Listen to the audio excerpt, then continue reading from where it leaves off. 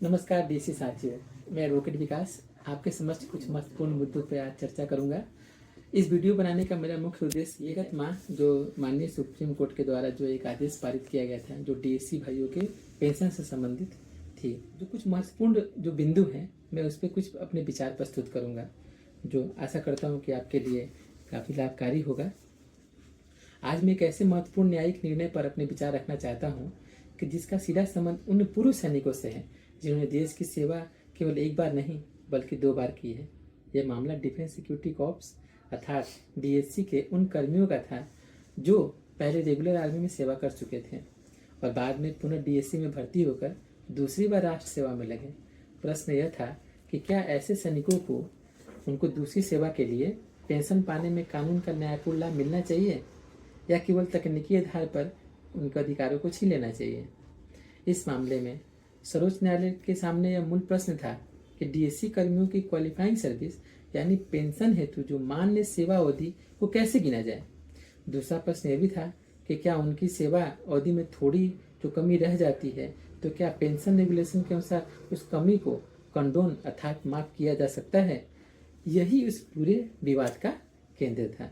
सरकार का कहना था कि डीएससी कर्मियों को दूसरी सेवा पेंशन के लिए पूरा वास्तविक क्वालिफाइंग सर्विस करना ही होगा, देना ही होगा।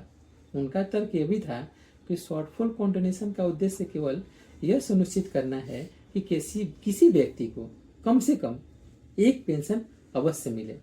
चूंकि संबंधित कर्मियों की पहले सेवा की पेंशन तो मिल ही रही थी, इसलिए दूसरी सेवा पेंशन में कॉन्टिन्यूएशन नहीं दिया जाना चाहिए। ये सरकार का तर्क था। लेकिन दूसरी ओर पूर्व सैनिकों का पक्ष यह था कि डीएससी भारतीय सेना का ही एक अंग है। डीएससी आर्मी एक्ट और आर्मी रूल्स के अधीन है, जब पेंशनरी प्रोविजन भी वहीं लागू होने चाहिए जो कि रेगुलर आर्मी में होते हैं। उन्होंने ये भी कहा कि क्वालिफाइंग सर्विस की गणना करते समय नियमों के अनुसार 3 महीने या उससे अधिक लेकिन 6 महीने से कम अवधि को आधा वर्ष मानकर जोड़ा जाना चाहिए। उसके बाद यदि थोड़ी कमी रह जाए तो कंडोनेशन का लाभ भी मिलना चाहिए। माननीय सर्वोच्च न्यायालय ने इस प्रश्न को बहुत गंभीरता से देखा और एक महत्वपूर्ण सिद्धांत स्थापित किया। न्यायालय ने माना कि डीएससी भारतीय सेना का ही एक कॉर्प्स है या अंग है और उसके कार्मिक भी आर्म फोर्सेस पर्सनल हैं। इसका अर्थ यह हुआ कि रेगुलर आर्मी के पेंशन रूल्स एंड प्रोविजंस जो उसके प्रावधान हैं वो भी डीएससी कर्मियों पर भी लागू होंगे जब तक कोई वास्तविक और स्पष्ट विरोधाभास न हो।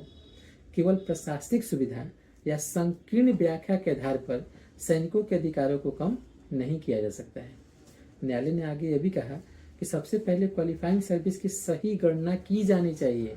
उसके लिए पेंशन रेगुलेशन 1961 और 2008 के प्रावधानों के साथ साथ 30 अक्टूबर 1987 के सरकारी पत्र में दिए गए लाभकारी नोट का भी पालन किया जाना चाहिए।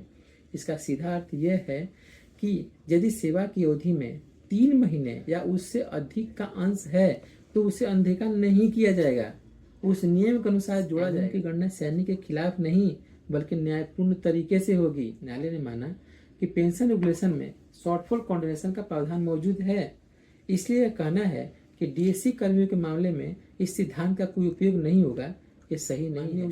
उच्चतम न्यायालय ने माना जहां नियम स्वयं राहत की संभावना देते हैं वहां केवल विभागीय पत्र या प्रशासनिक व्याख्या उसे उस जो डीएससी कर्मियों को राहत दी जानी चाहिए उसे समाप्त नहीं कर सकता है। यह निर्णय केवल कानून की तकनीकी व्याख्या नहीं है बल्कि न्याय की आत्मा को व्यक्त करता है। सोचिए, एक सैनिक जिसने पहले सेना में सेवा की और फिर देश की सुरक्षा के लिए डीएससी में भर्ती हुआ और अंत में यह कहा जाए कि आपकी सेवा तो हुई लेकिन कुछ महीने के कारण आपको यह लाभ नहीं मिलेगा, तो क्या न्याय होगा? नहीं।